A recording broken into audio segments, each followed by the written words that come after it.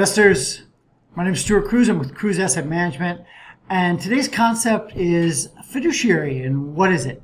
Well, it's pretty simple. Basically, a fiduciary has to act in your best interest. And you might say, well, don't all financial advisors have to do that? And the short answer is no. In fact, most financial advisors don't have to do that. The vast majority do not. So a fiduciary is an independent advisor, but the advisors that work at the large banks, you know, the ones like Morgan Stanley, Merrill Lynch, Goldman Sachs, they are not fiduciaries. In fact, there was a law proposed that suggested that these advisors at the big banks would have to act as a fiduciary only on retirement accounts, and these brokerage firms fought that law and won. So they do not have to act as a fiduciary at all on your retirement accounts or any of your accounts. So they have a much lower standard of advice, and that lower standard of advice is suitability. They can recommend and need to recommend investment vehicles for you that are suitable, but not that are in your best interest. So what's the difference? Why does that matter?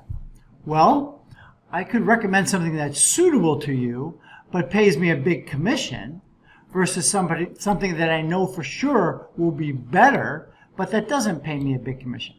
For example, many mutual funds operate two funds. It's the same identical fund. One pays the broker a commission and one does not.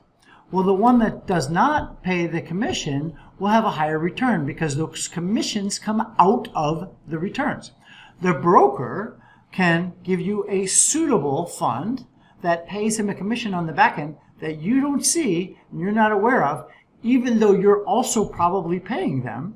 So there is a conflict of interest there, versus an independent advisor needs to put you in the best fund, the best option, must act in your best interest. So those are just two equal funds. If there's a fund that's, he knows is subpar, still suitable, but pays an even higher commission, it's free game. So those are the big difference. Now, the vast majority of financial advisors are not fiduciaries. They are brokers. A broker brokers product. They broker transactions. Now, some brokers will get paid on fee-based, but they still can get paid for brokering product. Just like a mortgage broker or a housing broker will get paid on the transaction. There's nothing wrong with brokers. You should just understand that they do not necessarily have your best interest in mind, and in fact, they fought a law to do so. So a brokerage firm brokers transactions. Now, an independent advisor is a fiduciary, must act in your best interest. Now, some people will say that they're independent, but over 90% of those independents are what's called dual registered, which means they have an independent arm and a brokerage arm. So they can talk to you as an independent, but still run product through their brokerage arm and get paid on the back end. Now that doesn't seem very fair to me, but that's the current law right now. So if you want a true independent, you have to make sure they are not dually registered. Okay, so they do not have a brokerage arm.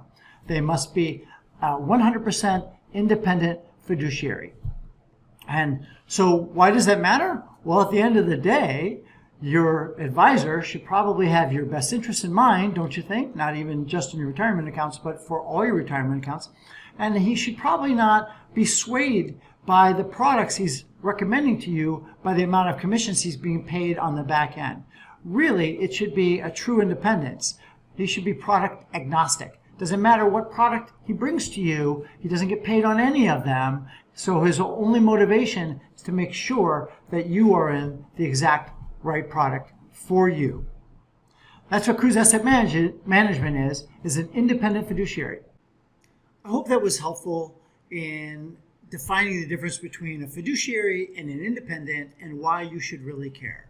So make sure to subscribe to our YouTube channel so you can be up to date on some of these terms and understand a little bit more about the inner workings of the financial industry. I'm Stuart Cruz with Cruz Asset Management, and don't forget to invest with the odds in your favor.